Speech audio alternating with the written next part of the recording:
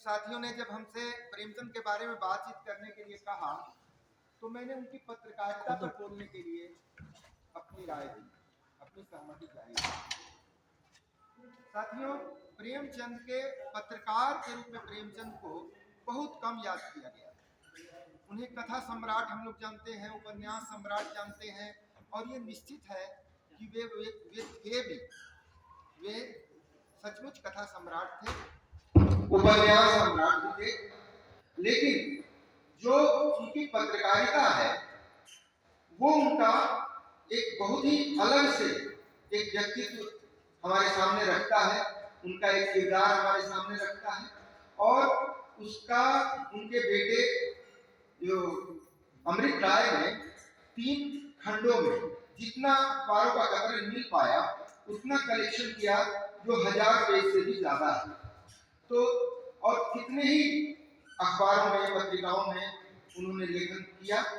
उनकी बल्कि लेखन की शुरुआत ही पत्रकारिता से होती है। वे उपन्यास 1909 में लिखना शुरू करते हैं। कहानियां उपन्यास 1901 में लिखना शुरू करते हैं। एक में पहला उपन्यास छपता है उनका, जिसमें उनकी उम्र 21 साल थी, और 1903 में उनका दूसरा उपन्यास छपता है। 1907 में वो कहानी लिखना शुरू करते हैं, और जैसा कि आप लोग जानते होंगे कि उनका पहला ही कहानी संग्रह था सोजे वतन, जो 5 कहानियों का संग्रह था, और अंग्रेज सरकार ने उसको जब्त कर दिया था।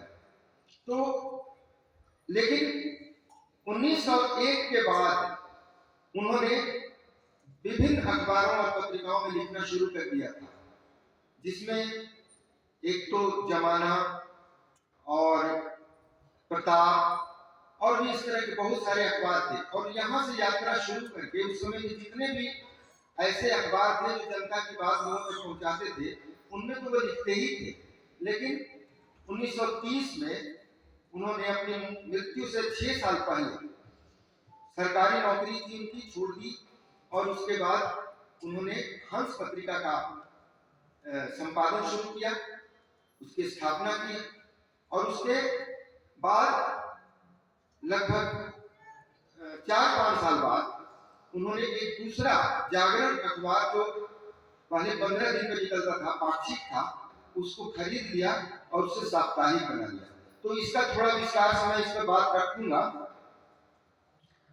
सबसे पहली बात तो ये कि साथियों, हम पत्रकारिता तक पहुंचे, बहुत देर से पहुंचे, और जिसके लिए मैंने आभार भी प्रकट किया।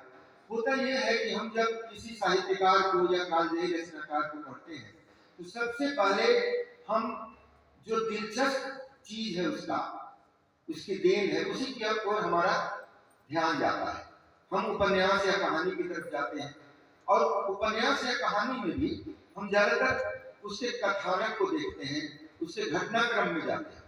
इसके बाद थोड़ी हमारी जिंदगी में जब गंभीरता आती है तो हम उसके निष्कर्षों में जाते हैं, उससे हमें क्या प्रेरणा मिलती है, उसमें क्या उद्देश्य है, इस तक हमारी यात्रा होती है। तो कोई भी पाठक जितना ही उसका अनुभव संसार ज्यादा विस्तृत होता है, और जितना ही उसका अपना मानसिक क्षेत्र बड़ा होता है, हमारा मेंटल होरिजन जितना बड़ा होता है, उतने ही उस कलाकार को, उस साहित्यकार को हम उसकी गहराई में जाकर समझने की कोशिश करते हैं। और सचमुच पिछले 1 हफ्ते में हमने जब बहुत दिनों के बाद कई उनके निबंधों को, उनके पत्रकारिता से संबंधित लेखों को, उनके रिपोर्टाज को, टिप्पणियों को और संपादकीय को पढ़ा, तो मुझे लगा सचमुच प्रेमचंद अपने कहानीकार या उपन्यासकार से बहुत बड़े। साथियों, एक बात और मैं कहना चाहूंगा कि आज पत्रकारिता की दुर्दशा से हम लोग अच्छी तरह परिचित हैं। आज ज्यादातर अखबार, कुछ को छोड़ दिया जाए और कुछ गिने-चुने पत्रकारों को छोड़ दिया जाए जो आज भी जनता के प्रति अपनी पक्षधरता को बनाए हुए हैं, जन सरोकार को बनाए हुए हैं, तो ज्यादातर लोग आज पूरी तरह से सत्ता के गलियारे में बैठकी लगाने वाले बन गए हैं, और पूरी तरह से एक तरह से जनता से मुंह मोड़ चुके हैं, वो विमुख हो चुके हैं। ऐसे दौर में जब हम प्रेमचंद को याद करते हैं तो हम देखते हैं कि प्रेमचंद ने उस दौर में, जबकि उस समय हिंदी साहित्य एकदम नया नया था, उनके ठीक पहले जिन गद्यकारों को हम लोग जानते हैं वो प्रताप नारायण मिश्र, महावीर प्रसाद द्विवेदी, बालकृष्ण भट्ट और इस तरह के बालकृष्ण नवीन जी थे, दयाराम नारायण निगम थे। इन लोगों ने एक पत्रकारिता की जमीन तैयार की थी जो प्रेमचंद को विरासत में मिली थी। और उससे ठीक पहले जो भाई मनोहर कह रहे थे कि कृष्णी और अय्यारी कहानियों का दौर था, जिस समय सिंहासन बत्तीसी और इस तरह की चीजें लिखी जा रही थी और एक एक जो होश रूपा जो कि जासूसी उपन्यासों की श्रृंखला थी उसके 50 खंड तो प्रेमचंद पढ़ चुके और उन्होंने बताया कि हजारों पन्ने हमने पढ़ लिए और उसमें जिंदगी कहीं नहीं थी, सिर्फ एक कल्पना लोक में विहार करना था हमें। और सारी चीजें किससे कहानियां काल्पनिक होती थी। वो जो बता रहे थे कि गड़ा हुआ खजाना मिल गया, नागराज आ गया, तो क्या क्या सपने में रानी को कुछ दिखाई दे दिया इत्यादि। उस जगह से पहली बार भारतीय साहित्य को जनता के साहित्य में लाके रखना, जनता के दुख दर्द की कहानी बना देना, किसानों मजदूरों के दुख दर्द की कहानी बना देना, औरतों के की दुर्दशा जो समाज में थी वहां ले आके साहित्य को खड़ा करना, जो दलित शोषित वर्ग का दमन उत्पीड़न था, जो किसानों की पीड़ा थी, जो अंग्रेजों और जमींदारों का निर्मम शोषण और दमन था, उसको कहानी के रूप में बहुत ही रोचक ढंग से ले आकर पेश करना, ये काम प्रेमचंद ने किया।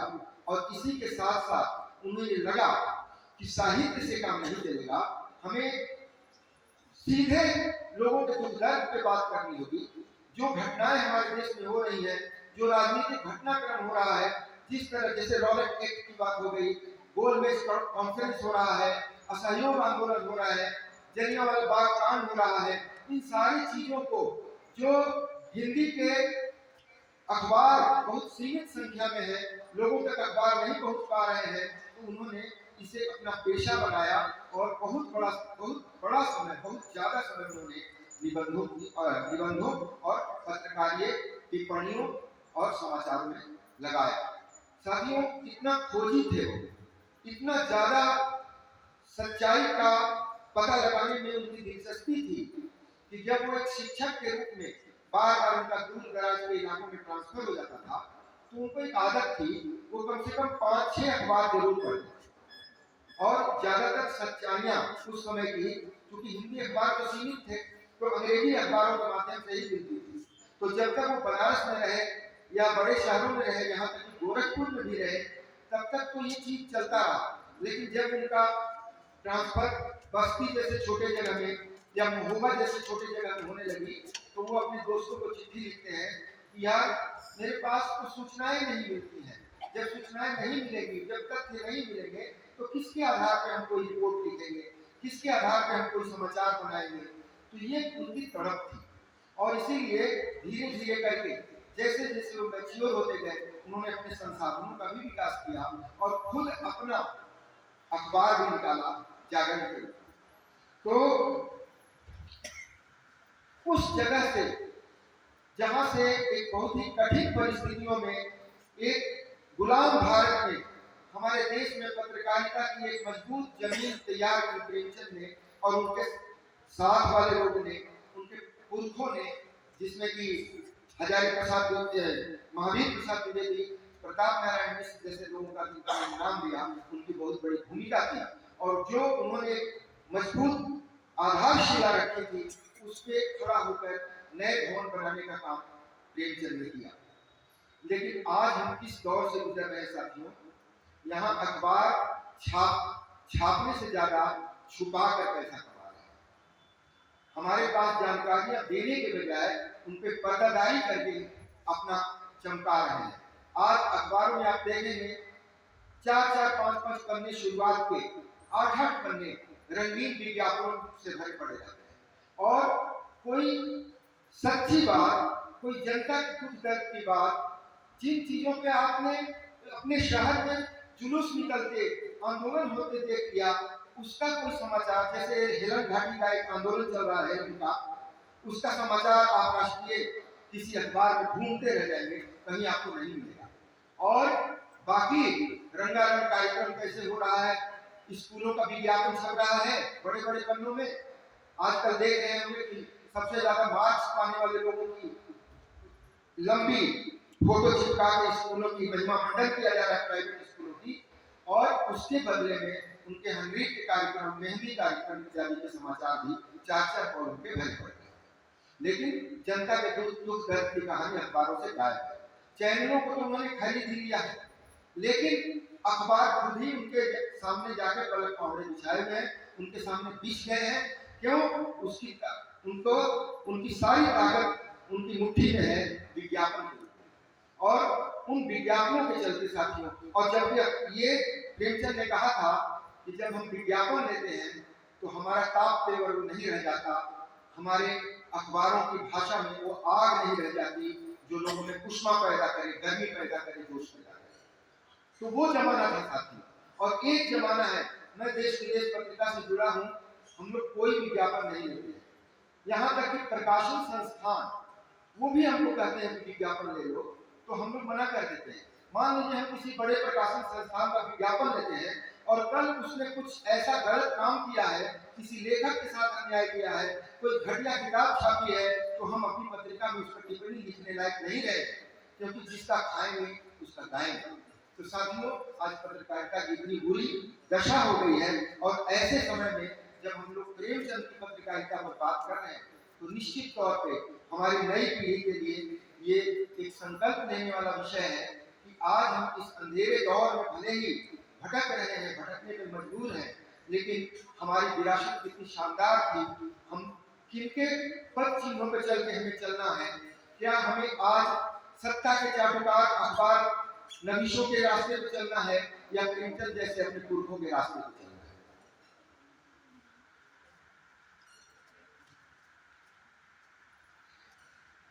एक बात मैं कहना चाहूंगा साथियों, अक्सर बहुत सारे गोष्ठियों और सेमिनार का विषय होता है प्रेमचंद की प्रासंगिकता। प्रेमचंद प्रासंगिक हो आज हमारे समाज में, ये अच्छी बात है कि आज प्रेमचंद प्रासंगिक नहीं होते तो अच्छी बात है। मेरी समझ से प्रेमचंद का आज 100 साल बाद उनका लेखन की शुरुआत के तो 100 साल हो गए लगभग होने को। आज 100 साल बाद जिन युगीन सच्चाइयों को, जिस जमाने के सच को, जिस कड़वी सच्चाइयों को रख रहे थे प्रेमचंद, अगर आज हम उनकी किताबों में पढ़ते हैं और लगता है कि आज भी हमारे देश में यही हो रहा है, तो क्या हमारे लिए खुशी की बात है साथियों? क्या आज भी अगर हमारे किसानों पे बर्बर दमन हो रहा है, एक साल तक उनके आंदोलन को इग्नोर किया जा रहा है, ऐसे काले कानून बनाए जा रहे हैं कि उनकी जमीन कल को कारपोरेट के हाथ में चली जाए, या मजदूरों के बारे में जो श्रम संहिताएं बनाई जा रही हैं, ये सारे कानून, या जो रॉलेट एक्ट की बात की साथी ने, आज यूएपीए एक्ट के तहत बहुत सारे बुद्धिजीवी जेलों में बंद हैं। बहुत सारे लोगों पर कभी भी छापामारी की जा सकती है, किसी को भी जेल में डाला जा सकता है। तो अगर रॉलेट एक्ट पर लिखे हुए प्रेमचंद के किसी लेख को अगर यूएपीए के संदर्भ में हम पढ़ते हैं, अगर एनएसए के संदर्भ में पढ़ते हैं, तो हम पाते हैं कि हूबहू वही बातें उसमें हैं जो प्रेमचंद ने लिखी थी, जो आज कोई पत्रकार, सच्चा पत्रकार होता तो लिखता। तो साथियों, ये प्रासंगिकता हमारे लिए बहुत अच्छी चीज नहीं है। अच्छा तो ये होता कि वो जिस जमाने को बदलने के लिए, जिस जमाने की कड़वी सच्चाइयों को लिख रहे थे, वो जमाना बदल जाता, एक नया जमाना आ जाता, और फिर हम उनके लिखे हुए को दस्तावेजों में पाते, हम किसी अजायब घर में पाते, लाइब्रेरी में पाते, और वहां से निकाल कर हम ये देखते कि अंग्रेजों के जमाने में हमारे देश में क्या क्या हुआ। लेकिन साथियों, ये सच है कि प्रेमचंद प्रासंगिक है, और आज बहुत सारे लोग कहते हैं कि इससे तो अच्छा अंग्रेजों का रास्ता। तो ये प्रासंगिकता हमारे बहुत खुशी की बात नहीं है। जैसे एक उदाहरण देते, टॉल्स्टॉय का नाम सबने सुना होगा। टॉल्स्टॉय रूस के बहुत बड़े विद्वान थे, प्रेमचंद के पसंदीदा थे। प्रेमचंद उनको बहुत पसंद करते। टोल्स्टॉय के बारे में रूसी क्रांति के जो नेता थे लेनिन, उन्होंने कहा था कि वे क्रांति के चितेरे थे, वे रूसी क्रांति के दर्पण थे। फिर क्या हुआ? 1905 में किसानों ने एक क्रांति की वहां जारशाही के खिलाफ, जिसमें मजदूर भी शामिल थे।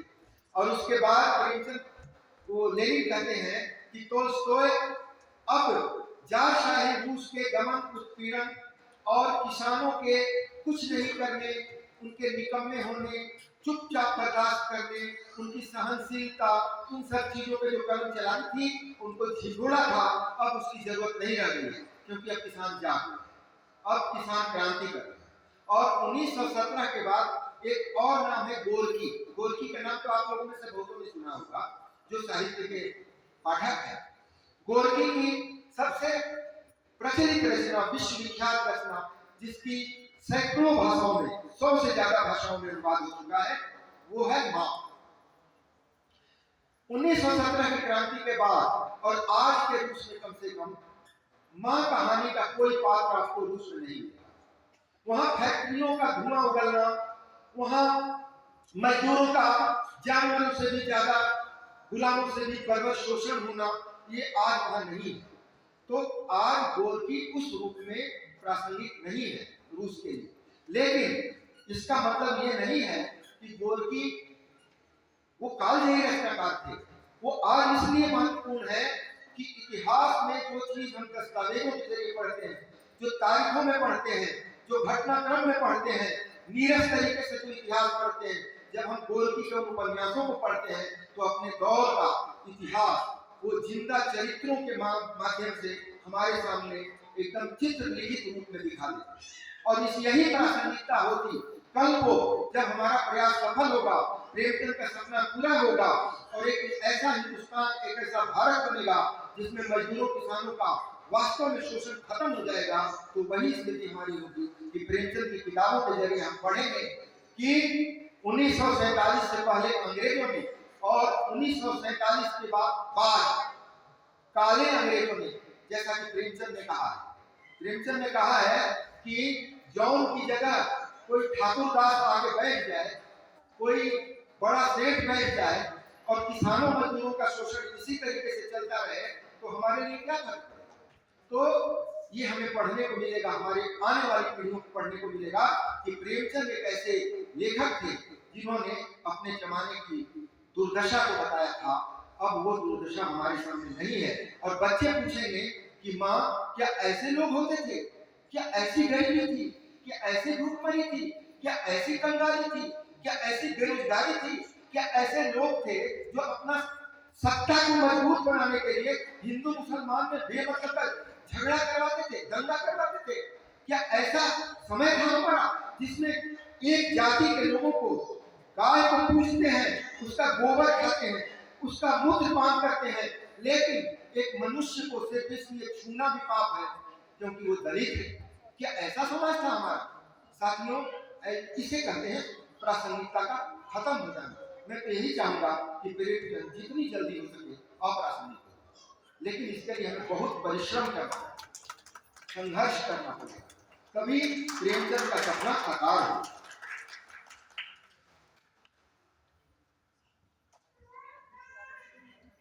आप हमको बताइएगा कितना समय कम है ना?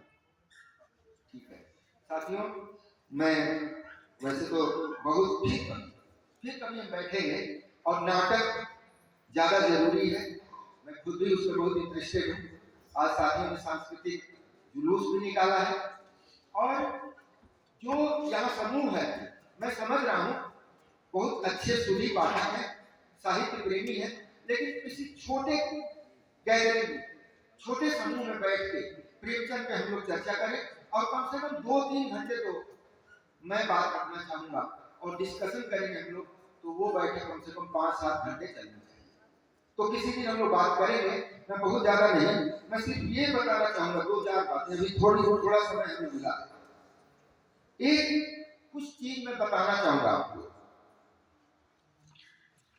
हंस पत्रिका 30 से निकालना शुरू करते हैं और इसके बाद वो 32 में 2 साल बाद जागरण पत्रिका खरीद लेते हैं जो काशी से निकलता है और उसे पाक्षिक से साप्ताहिक बनाते हैं। ये उनकी जरूरत थी।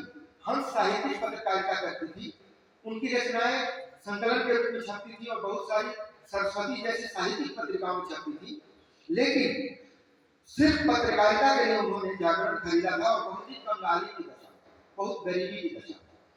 जब हंस को बार बार अंग्रेजों से दंड भुगतना पड़ता था, जमानत देनी पड़ती थी, जमानत जब्त हो जाते थे, तो उन्होंने एक चिट्ठी लिखी थी अपने दोस्त को जैनेन्द्र को, जिसमें वो कहते हैं उनकी आर्थिक स्थिति बताने के लिए और कितनी चुनौतियां झेल के पत्रकारिता निकालते थे उसके बारे में बता रहा हूँ। वो कहते थे कि जितना मैंने साहित्य से कमाया था वो सब मैंने पत्रकारिता में कमा लिया। फिर जैनेन्द्र को लिखते हैं कि हंस पर प्रतिबंध लग गया, हंस में कई हजार का घाटा उठा चुका, लेकिन साप्ताहिक जागरण के प्रलोभन को न रोक सका। कोशिश कर रहा हूं कि सर्वसाधारण के अनुकूल पत्र हो, इसमें भी हजारों का घाटा होगा, पर करूं क्या, यहाँ तो जीवन ही एक लंबा घाटा है। हंस पर जमानत लगी, मैंने समझा था ऑर्डिनेंस के साथ जमानत भी समाप्त हो जाएगी।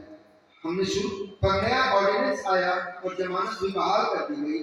जून और जुलाई का अंक हमने शुरू कर दिया, पर जब मैनेजर साहब अपना नया डिक्लेरेशन देने गए तो मजिस्ट्रेट ने पत्र जारी करने की आज्ञा न दी, जमानत मांगी। जब मैंने गवर्नमेंट को स्टेटमेंट लिखकर भेजा, अगर जमानत उठ गई तो पत्रिका तुरंत ही निकल जाएगी, छपपट सील कर तैयार रखी है, अगर आज्ञा न हो न दी तो समस्या टेढ़ी हो जाएगी। मेरे पास न रुपया है, न प्रोमिसरी नोट, न सिक्योरिटी, किसी से कर्ज लेना नहीं चाहता। ये शुरू साल है, 400-500 बीपी जाते, कुछ पैसे हाथ आते, लेकिन वो नहीं होना है।